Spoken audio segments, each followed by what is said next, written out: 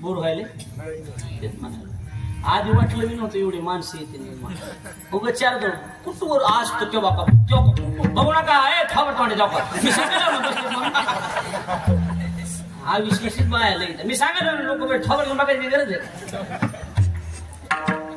बरं जाऊ द्या पण बघा ना किती लक्षात आलं की नाही इकडे लक्ष द्या. विनोद सोडून द्या, विनोदाची भाषा सोडून द्या. कुळ कोणतंय ह्याची काही घेऊन द्या हा बरोबर काय भलत या जाती जन्मावे भजी जे का विरोधावे परिभक्त का वैरिया व्हावे माझी शब्द ज्ञान भरायचे वरी देहाचे नावे पशुची ही लाव कुळाची या चोखटपणा न लगा. कोणतं कुळ आहे आणि काय ह्याच्याशी काही घेणं नाही. आव सरळ सरळ काय न पाहे याती भक्त करुणा कर याता याती धर्म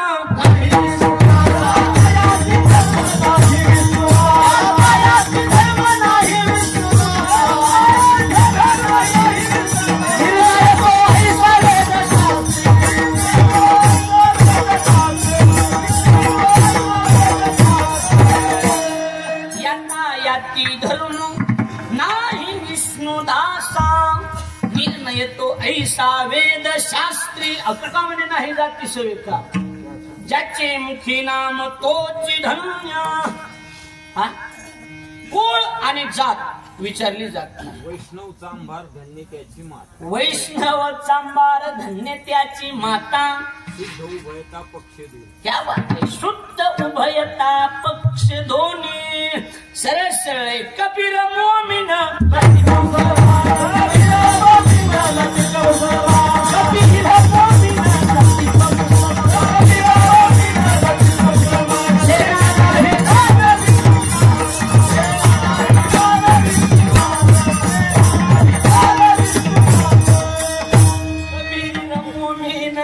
लतिपा मुसलमान शेना नावी जान विष्णुदास मैराळ जनक कोण कुळ त्याचे महिमान तयाचे काय वानू.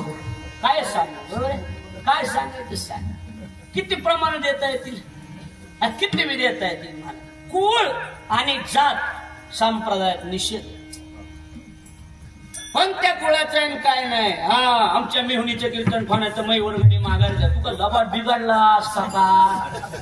कीर्तन हे पाहुणे रावळे हे असलं नसतंय काही. आमचा साडू बी चांगला बोलायचा त्याला रविवारी बोलू इकडे कुठं पाहुण्या रावळे नसते ते वक्तृत्व वक्ता तसं सहज विश्वास कळायला लागले.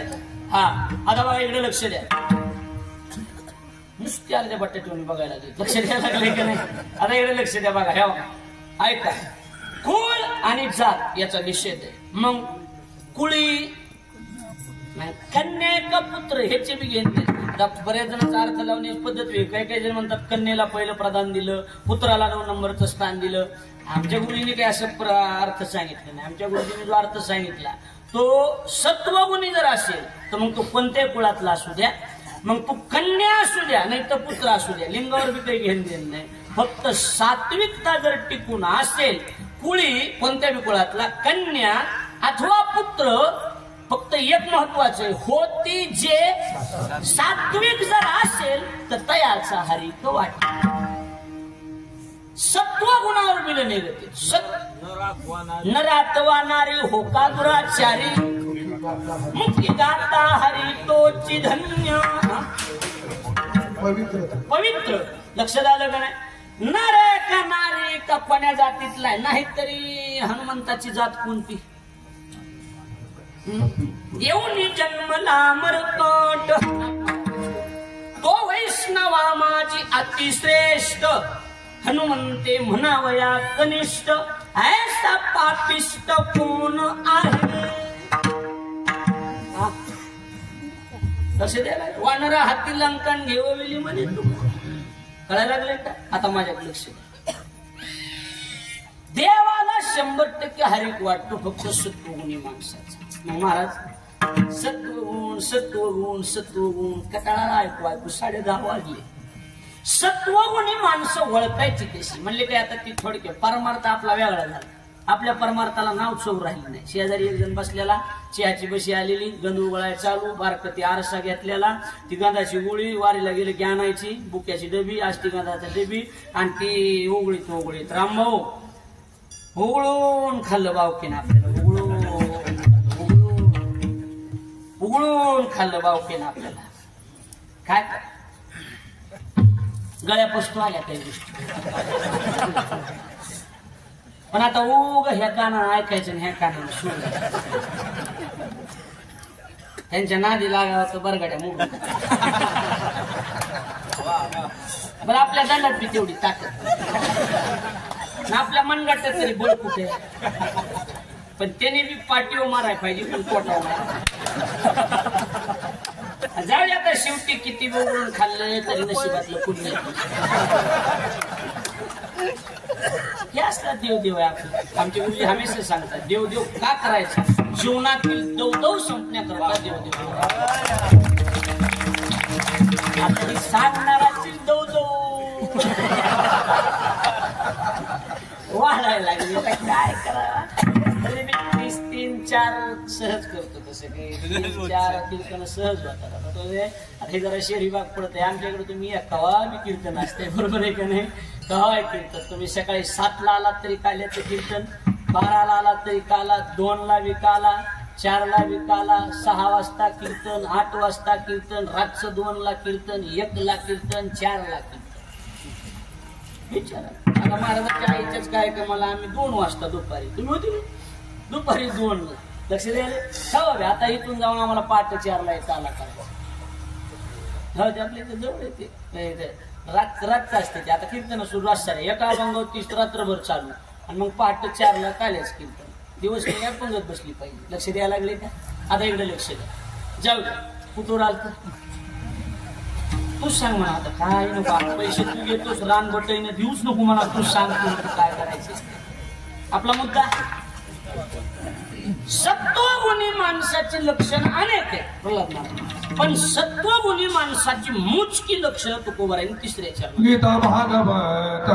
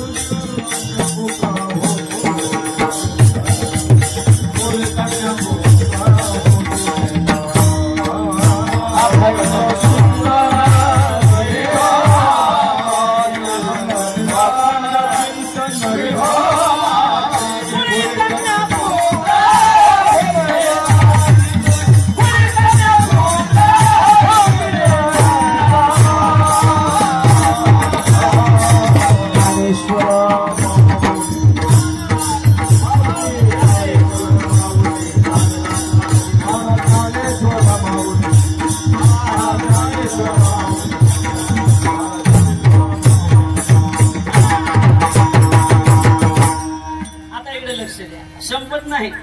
हे फक्त मी जुन्या पद्धतीचं आहे. कसं माझी पद्धत अशी, जुन्या काळात अशी दुकान नव्हते नारळाचे, बारकायचे दुकान नव्हते पहिले. काय होत पोत, आणि त्याला पैसे नाही.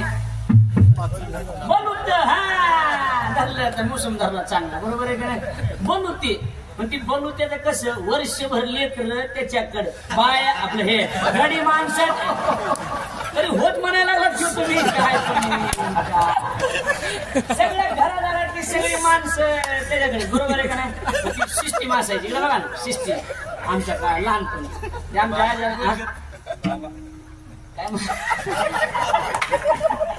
आमच्या आजा आम्हाला घेऊन जायचं. इकडे लक्ष द्या बघा ना. मग ती पोते बसायचं ना बाबा, होतं का ना बाबा, पोते बसायचं बाबा, आणि मग ती लेकरायची एकच गडबड, काय मला कट हाणायचं. मिथून चक्रवर्तीचा कट प्रसिद्ध होता. लक्ष द्यायला लागले का नाही? हा, मला कट हाणायचं आहे. ते वार त्याच्या डोक्यात येतो 2-3 महिने आला नाही त्यानं जी बसवायचं म्हैस बहादरल्याने जीव असताना लावायचा आणि त्या लेकरं झाले झाले झाले झाले झाले झाले झाले झाले झाले काना खाली झाले झाले झाले झाले झालं झालं झालं म्हणीच चिप्पी करून टाकायचं ते बरोबर आहे का तसं 2 चरण झाले 3 चरण झाले ज्ञानेश्वर मग झालं चलतंय द्या ना खरा झालं झालं झालं करीत राहायचं लक्ष द्या आता बघा इकडे लक्ष द्या चल कशाची लक्षणं सत्वगुणाची लक्षणं काय गीता भागवत करीती श्रवण अखंड चिंतन आता बघा आता तुम्हाला एक न्याय सांगतो सुनील महाराज एक अभंगाचा न्याय असतो न्याय म्हणतात त्याला कसा हे केला पाहिजे बघा इकडे लक्ष द्या आता बघा आपुलिया हिता जो असे जागता धन्य माता पिता तयाचिया पिता श्रवण करीती धन्य माता पिता तयाचिया भागवत श्रवण करीती धन्य माता पिता तयाचिया आणि अखंड चिंतन विठोबाचे जे करती धन्य माता पिता तयाचिया कळलं एक न्याय दुसरा न्याय आपुलिया हिता जो असे जागता तयाचा हरिक वाटे देवा गीता श्रवण करीती तयाचा हरिक वाटे देवा भागवत श्रवण करीती तयाचा हरिक वाटे देवा आणि अखंड चिंतन विठोबाचे जे करीती तयाचा हरिक वाटे देवा गीता गीता म्हणजे काय पंचवटीच्या ठिकाणी रामानं सीतेला जो उपदेश केला त्याला काय म्हणतात गीता ना रामानं सीतेला गीता सांगितली आता मात्र उरकावं लागते काही बी होत म्हणायला लागते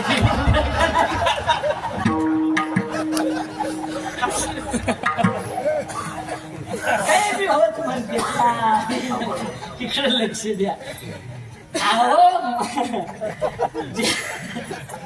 सांडी हे मूर्खपण उठी घे धनुष्यबाण अर्जुनाला ज्यावेळेला मोह झाला त्यावेळेला भगवान परमात्मेनं कुरुक्षेत्राच्या ठिकाणी जे महाभारत सांगितलं त्या महाभारतात 18 पर्व त्या 18 पर्वापैकी भीष्म पर्व आणि ते भीष्म पर्वातले 700 श्लोक म्हणजे गीता हे भीष्म परवी संगती सांगीजे ती गीता आणि ती गीता श्रवण करतात का म्हणले हो मग तयाचा हरिक वाटे देवा आणि धन्य माता पिता तयाची भागवत शुकाचार्य महाराजांनी राजा परीक्षितीला जे सांगितलं त्याला काय म्हणतात सजनाव भागवत म्हणतात चांगली गोष्टी आता उद्या नेमक्या 22 तारखेचा रामप्रभूचा जन्म सोहळा मोठा बरोबर आहे का नाही रामप्रभूचा मूर्ती प्राण प्रतिष्ठा भव्य सोहळा आणि त्या सोहळ्याच्या निमित्तानं परवापासून म्हणजे 15 तारखेपासून मोठा सोहळा अयोध्यापती श्रीराम प्रभूची कथा आम्ही जी टॉकीजवर दाखवणार आहोत भव्य दिव्य सोहळ्यातली कथा आजपासून शूटिंग त्याची सुरू झाली परवापासून लगेच ते आपल्याला बघायला मिळेल जी टॉकीजवर 7:30 ते 9:30 11 दिवस रोज आपल्याला बघायला मिळणार अशी भव्य श्रीरामाची कथा आहे महाराज अतिशय सुंदर आता ती शूट चालू असल्यामुळे मला यायला उशीर झाला नेमका माझ्याकडे लक्ष द्या गीता भागवत जे श्रवण करतात आणि अखंड चिंतन विठोबाचं करतात लक्षात यायला लागले का बोलणं माझं तयाचा हरिक वाटे कसं 3 चरण झाले बरोबर आहे का नाही धन्य माता पिता तयाची ह्याच्यावर एक मुद्दा सांगतो आणि पूर्णत्वाकडे जाऊ म्हणजे कसं आहे माणसं बी आंबट होणार नाही म्हणजे आपलं कसं असतं वेळेच्या आत मोकळं केलेलं बी बरं असतं बरोबर आहे का नाही हा आता उगं प्रसन्न बसलेत कुणाच्या चेहऱ्यावर नाराजी नाही कुणाच्या चेहऱ्यावर उदासीनता नाही भोकीचा वानवाळा नाही झोपीचा वानवाळा नाही ते दिसायला लागले कसं काहीच नाही उगं नुसती माणसं खालीवरी बघायला लागले का नाही सांगायला हा इकडे लक्ष द्या आणि माझं कसं आहे अर्धून गाव गोळा करतो त्याच्यामुळे ती निष्ठी अशी बघती ताईनात असते मी इकडे तिकडे जाऊच देत नाही मोह वजनात असते गरीबी महाराज लोक कोणी आले ना बायको चहा प्यायला बायकोला क्या कर ती मला नसते करेल त्याला हॉटेलमध्ये मी भेट नाही लक्षात यायला लागले का नाही असं वजनात काम आहे जिथले तिथं असते आपलं जिल्हाही नाही लक्ष इकडे लक्ष द्या माझ्याकडे लक्ष द्या म्हणजे लक्षात येईल लईच आवड झालं मला काळ असा बदललाय, जमाना एवढा बदललाय, आता पहिल्यासारखं काही राहिलं नाही आणि सगळं बदलून गेलेलं आहे सगळं. काय नाही, विमानात बसलो का आम्ही दोघं, विमानात बायकोन मी विमानात बसलो आणि पुढे गेले मला म्हणते माय साईडला घ्या. मी म्हणलं का, मला मळमळ व्हायला काय एसटी का काय मी टाळ कशातच कशाला नाही मला काय सांग. मुंबईला घेऊन गेलो तिला, मुंबईला फिरायला, आणि ती धबधबा आणि ती लोणावळ्याचं कसं वातावरण आहे. काय म्हणली, मग इथं धुना आणले खळखळ निघत धुनानीची जागा आहे होय लोणावळा, काय करावा काय नाही.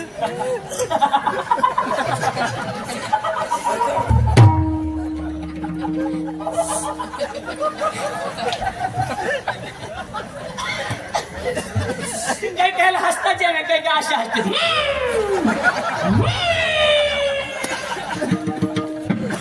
हसायला मोकळ्या म्हणून हसत आवाज चमकन मराव लागून काय सांगता येत नाही. कापून चमकत फ्रेश राहता. माझं तर असे मरा मी बरे मस्ती केली जिता मी माझ्या आनंदात असतो नेहमी. मी आयुष्यावर नाराज कधीच झालं नाही. व्हायचं ते होणारच आहे. काय नाराज होत असेल, काय नाराज व्हायचं सांगा बरं. जे व्हायचंय ती आपल्या जे काही बदल होणार आहे का, काय होणार आहे का, काहीच नाही. मग थोबड आंबट का करायचं नाही. लक्ष द्यायला लागले का नाही, जे व्हायचंय ती होणारच. माझा इकडे लक्ष द्या. महिलांना होणार ते होती प्रारब्धाची, त्याच्यात काय बदल आहे का सांगायची, होईन ती होऊन जाऊ द्या. चला इकडे बघा, लक्ष द्या. आयुष्यावर थोडं बी माय नाराज होऊ नका. जाता जाता एक दोन सूचना थांबवायला लागेल. नाराजच होऊ नका, काहीच करू नका. काय मस्त राहावं, फ्रेश आहे. मी माझ्या आयुष्यात अजून मला नाराज नाही. पेपरला मला असतो का, कवा बी फ्रेश आहे मी, कवा बघा मला आहे ना प्रसन्न असतो मी आयुष्यात. का नाराज होईल सांग तर बरं. मरण आल्यावर चुकणार आहे का, चुकणार आहे का नाही. मग आंबट का व्हायचं, काहीच होत नाही. जसं जसं लिहिलेलं आहे तसं तसं होत राहणार आहे. आपलं फक्त बघत राहायचं. कळायला लागले का. हा आता इकडे बघा. चला जाऊ द्या, विषय सोडून द्या. उगा ती लांब आहे, त्याची काही घेण देणं नाही आपल्याला. आपला मुद्दा एवढाच आहे. धन्य माता पिता तयाची. एक मुद्दा सांगतो, शांत चित्ता नाही. ज्ञानोबा एवढे उपकार आहेत का कोणाचे आपल्यावर बोला. मी सगळे जे पुरावे सांगत होतो ते ज्ञानोबराच्या वर होत्या. ज्ञानोबराचे फार मोठे उपकार संप्रदायावर. पण एके दिवशी ज्ञानोबराय कार्तिक शुद्ध एकादशीला पंढरपूरला गेले. नीट आहे पंढरपूरला. आणि पंढरपूरला ज्ञानोबराय गेले, पांडुरंगाचं दर्शन घेतलं. आणि पांडुरंगाचं दर्शन पांडुरंगाचं दर्शन घेतलं. साहजिक ज्ञानोबराच्या चेहऱ्यावरची थोडी नाराजी परमात्म्यानं बघितलं आणि जवळ बोलून घेतलं आणि सांगितलं, माऊली आज चेहऱ्यावर थोडी नाराजी दिसायला लागली का. ज्ञानोबराचे डोळे पाण्याने डबडबले. ज्ञानोबराय म्हणतात, देवा 22 वर्ष पूर्ण झाले. म्हणायचंय काय माऊली, समाधी हे तुझ पाशी घेऊन देवा. समाधी महिम्यातलं काय सुरुवात त्याची. समाधी हे तुझ ज्ञानदेव म्हणे विठ्ठलाशी समाधान तुझी होशी आणि समाधी हे तुझ पाशी घेईन देवा. मला तुमच्या पायावर समाधी घ्यायची. कोणी सांगितली, ज्ञानोबराय. ज्ञानोबरायला समाधी पंढरपुरात घ्यायची होती.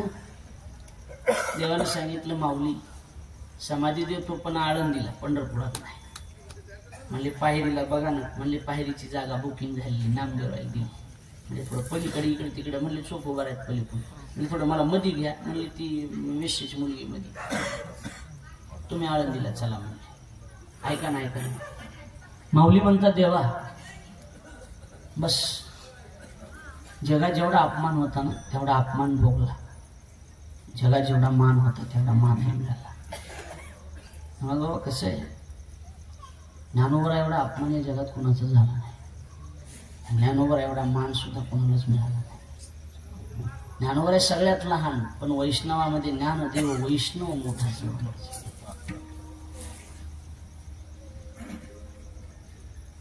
ज्ञानोबराने म्हणावं, देवा बस झालं.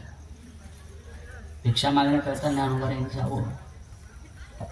मायबापाने देहांत प्रायश्चित्त केलं. देहांत माझ्याकडे लक्ष द्यायचं, महिला मंडळीकडे लक्ष द्या.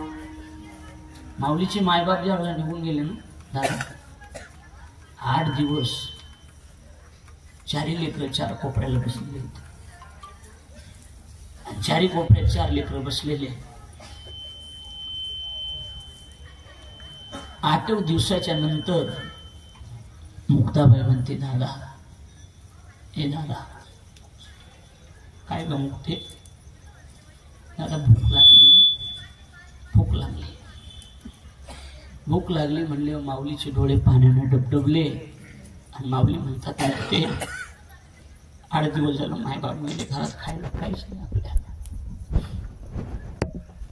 उपरण्याला गाठ बांधली माझ्या माऊलीने, जोळी केली. आळंदीमध्ये भिक्षा मागण्याकरता गेले ना भाऊ, भिक्षा मागण्याकरता माऊली गेले. माधुकरी नाही वाढली महाराज, माधुकरी वाढली नाही. कुंभाराच्या घरून 2 चिमूट पीठ मिळालं. ते पीठ घेऊन बेटाकडे निघाले. माझ्या मुक्ताबाईचं भागलं तरी बस झालं. ऐका ना, वाटात विसोबाची भेट झाली. काय रे ज्ञान्या, संन्यासाचे तुम्ही आळंदीला कशाला गेलतास? काका भूक लागली होती मुक्ताबाईला, आणि मुक्ताबाईला भूक लागल्यामुळं मी गेलो होतो. मुक्ताबाई रडत होती ना, थोडंसं पीठ मिळालं आणि ती झोळी काठी घातली, झोळी फाडून टाकली, पीठ खाली टाकली. काळ पण चापट मारली. ज्ञानोबा रडायला लागले. पायाने पीठ असं कालवून टाकलं. का माहितीये, मी गेल्यावर वरचं भरून नेईल ना म्हणून. ज्ञानोबा रडायला लागले. ज्ञानोबाला राग आला. ज्ञानोबा तिथून भेटात आले, ताटी लावून घेतली, मध्ये बसले. 7 वर्षाची मुक्ता ताटीवर उभा राहते. म्हणते, दादा योगी पावन मनाचा, साई अपराध जनाचा. दादा मध्ये बसून कसं चालेल बाबा? जीव दाताने चावली म्हणून काय कोणी 32 पाडतं का रे दादा? जीव दाताने चाविली कोणी 32 पाडली? जीव दाताने चावली म्हणून काय कोणी 32 पाडतं? ए दादा असा मध्ये बसू नको, बाहेर ये रे दादा, बाहेर ये रे दादा, मी तुझ्या पायापुरती बाहेर ये. ज्ञानोबा बाहेर येतात. हे सगळं ज्ञानोबाच्या जीवनामध्ये दुःख भोगलं ना. आणि जे ज्ञानोबा जेव्हा समाधीला जायला निघाले ना बाबा, हा हे ज्ञानोबा तळला. 1 हात देवानं धरला, 1 हात नामदेवराने देव निवृत्तीनाथान धरला. देव निवृत्ती आणि धरले दोन्ही तर जातो ज्ञानेश्वर बैसावया. नदीची या माशा घातले माझवर, तैसे जनवन कालवले. बांधल्या पेंडीचा सुटला शाळा. अशी परिस्थिती समाजाची झाली. ऐका ना, सगळे लोक रडत होते काकू, सगळे लोक रडत होते, समाज रडत होता. माझं ऐका, एक पाऊल टाकत ज्ञानोबा पुढे जात होते. निवृत्तीनाथाच्या गळ्यात कवटाळले, पाया पडले. मुक्ताबाईला जवळ घेतलं. मुक्ते चाललो मी. सोपानाला जवळ घेतलं. मुक्ताबाईला जवळ बोलून म्हणतात, मुक्ते मायबाप मेल्याच्या नंतर आमचं काही चुकलं असेल तर आम्हाला माफ कर.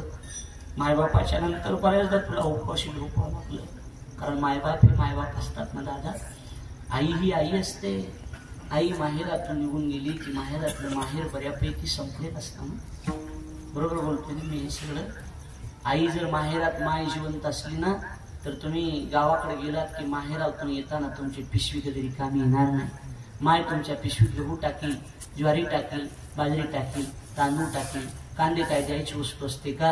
पण माय मुलीच्या पिशवीत कांदे सुद्धा कापू टाकून देते. माहेरातली माय मरू द्या, तुमच्या पिशवीमध्ये बदल झाल्याशिवाय. ताई माईने घेतलेल्या साडीमध्ये आणि भाऊजीने घेतलेल्या साडीच्या सुतामध्ये थोडाफार बदल आल्याशिवाय राहत नसतो, कारण माय ती माय असते. माहेरातली माय मेली की दारामध्ये हक्कानं चप्पल सोडायचा उमरा संपलेला असतो. आई असते ना ती. आ म्हणजे आत्मा, आई म्हणजे ईश्वर. आई ही आई असते. खरं सांगतो, माईची आठवण 100% असते. आईने आपल्यासाठी खूप केलेलं असतं. माय काय मावशी असते, माय काय चुलती असते ना बाबा, माय काय आते असते. नाही बाबा, माय ही माय असते. हंबरून वासर आले चाटते जवा गाय. आठवत तुमची माय. तेव्हा मले तिच्यामध्ये दिसती माझी माय. आठवा माय एकदा डोळ्यापुढे घ्या माईचं चित्र. आया बाया सांगत होत्या होतो जवाताना, दुष्काळात आटला होता मायेचा माझ्या पाना. पिठामध्ये पाणी टाकून मले पाजत जाय आया. तेव्हा मले पिठामध्ये दिसती माझी माय. माईचे लई उपकार असतात. मुलीचे सगळे लाड माय पुरवत असते. मुलीनं काही केलं तरी माय ती झाकून ठेवीत असते. मुलगी आपली किती जरी चुकीची वागली तरी त्याच्यावरून पांघरून टाकण्याचं काम फक्त माय करत असते. बऱ्याचदा मुलीला ह्या गोष्टी कळत नाही. ती गोष्ट निराळी असते गड्या. माय ही माय असते. माईला सगळ्या गोष्टी माहीत असतात. फक्त माय कोणाला सांगत नसते. त्या माईचे खूप उपकार असतात. बिना माईचं 2 दिवस जगून बघा. ज्याची माय मेली त्याला विचार. तुम्हाला माहित नाही, तुम्हाला सगळं आयतं मिळालं गड्या, पण माईला पायात घालायला चप्पल सुद्धा नव्हती. हे तुम्ही विसरून गेला. खूप कष्ट असत माईच. नरून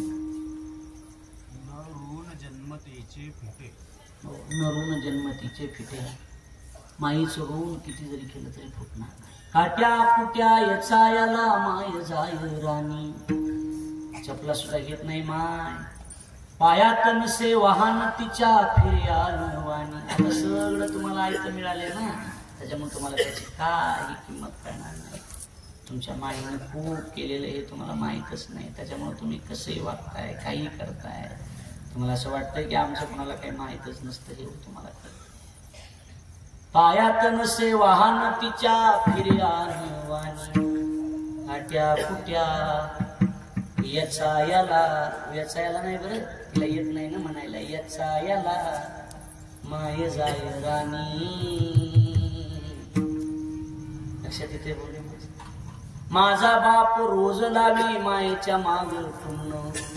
बास झालं शिक्षणाता करू दे याला काम. शिकून शान कुठं मोठा मास्तर होणार हाय. थोडस शिकून शान कुठं मोठा महाराज होणार हाय.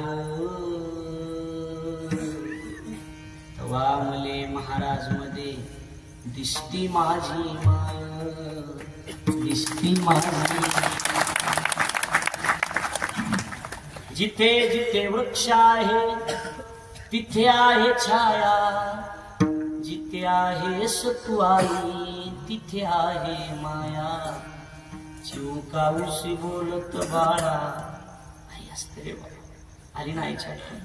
तुमच्या नाना बाबा सुद्धा माईची आठवण येते. बापाची आठवण. मला सुद्धा माईची आठवण येते. माझं वय 30 वर्ष वय असेल. 94चा जन्म आहे माझा. माझी सुद्धा माय मी खूप लहान असताना मेली. 5 वर्षाचा होतो. 5 वर्षाचं होतो. काकुला माहिती लहानपणात नाही माहिती.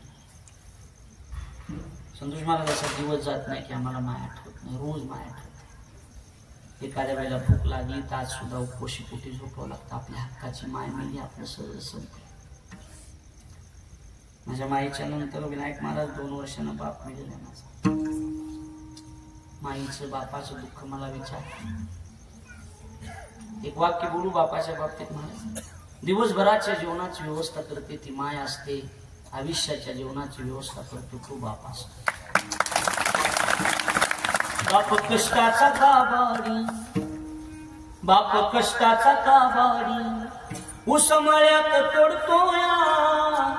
भाकर पोरांना ठेवून कांड उसाच चाकतोया. खमीस खवाटी फाटलेलं. खमीस खवाटी फाटलेलं. सुई दोऱ्यानं शिवलेलं. आठवा बाप. माझ्या बापाच्या धोत्राला सदा ठिगळ जोडलेलं. आली जत्रा गावाची. बाप जिल्ह्याला जायाचा. उदार पादार कापड पोरांना आणायचा. जुन्या फटक्यानं बाप जत्रेत फिरायचा. आमच्या सुखाची चिंता बाप मनात करायचा.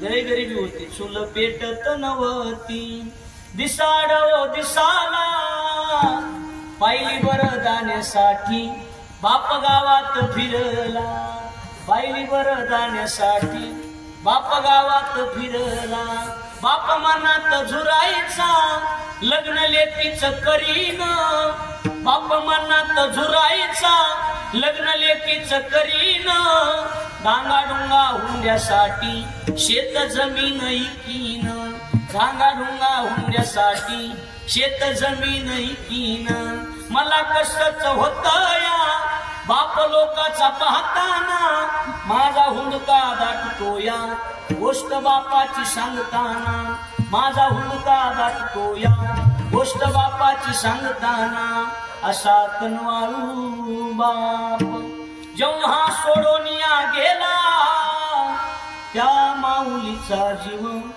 कसा वनवासी झाला, त्या माऊलीचा जीव कसा वनवासी झाला. आई आई असते, बाप तो बाप असतो. आणि इंस्टाग्रामला सगळीकडे हे आपल्याला ऐकायला मिळतच. या सगळ्या कविता रील्स वगैरे आमच्या अकाउंटला आहेतच प्रकाशाच्या ऑफिशियलला आपण बघत आहात. विकास सांगते महाराज. सगळे लोक रडत होते त्यावेळेला, माऊली सुद्धा रडत होते. आणि हे सगळे रडत असताना निवृत्तीने बाहेर आणले गोपाळा जावेली शिळा समाधीची, आणि सगळे रडायचे थांबले. आणि आता मोठ्याने हंबरडा फोडून नामदेवराच्या गळ्यामध्ये मुंडकं टाकून देव रडायला लागले ना. रुक्मिणी आई साहेब तिथं आल्या आणि विचारलं की देवा, जग रडू लागलं म्हणजे डोळे पुसणं तुमचं काम आहे, तुम्ही का रडताय? त्यावेळेला देव म्हणती रुक्मिणी, हाच एक योगी देखील नयनी, हे ज्ञान संजीवनी जाणत डोक्याशी, धन्य धन्य रातळी तो याची दृष्टीने आळी, तो वाहत येईल टाळी वैकुंठ भुवनाशी, तू करील याची यात्रा, तू तारील सगळे उतरा, सगळे पुढे पवित्रा या चंद्रशी होती नाता आलं माझ्या मुद्द्यावर. त्यावेळेला आईशी सांगता हरीशी प्रेम संडले रुक्मिणीशी. आता ऐका, मने धन्य धन्य जयाची खुशी, ज्ञानदेव जन्मले धन्य माता पिता. छोटासा होता आम्हीच्या परंपरेत संत श्रेष्ठ भगवान बाबा. या संत श्रेष्ठ भगवान बाबांची आई वारली आणि संत वामन भाऊ महाराज अंत्यविधीला आले. अंत्यविधीला आल्याच्या नंतर संत सगळे लोक पायाचं दर्शन करत होते, भगवान बाबाच्या आईच्या पाया पडत होते. संत वामन भाऊ आले आणि पोटावर मुडकं ठेवलं, मस्तक ठेवलं, पाया पडले. लोकांनी विचारलं भाऊ, त्यांना कोणी विचारणार, कडक होते, भाऊ तुम्ही पोटावर पाया का पडले? त्यावेळेला वामन भाऊने दिलेलं उत्तर आहे, अरे वेड्या, हे माईचं पोट एवढं पवित्र आहे, पायापेक्षा पोट पवित्र आहे. या पोटातून भगवान बाबासारखा हिरा जन्म. आणि असे जे कुणी सत्वगुणी असतील ना, कामने मज भरू त्यांची सेवा, तरी माझ्या दैवा पार नाही. पुढी कन्या पुत्र होती जे सात्विक, दयाचा हरित वाटे देवा. अपशब्द क्षमा योग्य ज्ञानोबराच्या गुरुवरे परमपूज्य प्रातस्मरण शांती ब्रह्मपांडव म्हणले.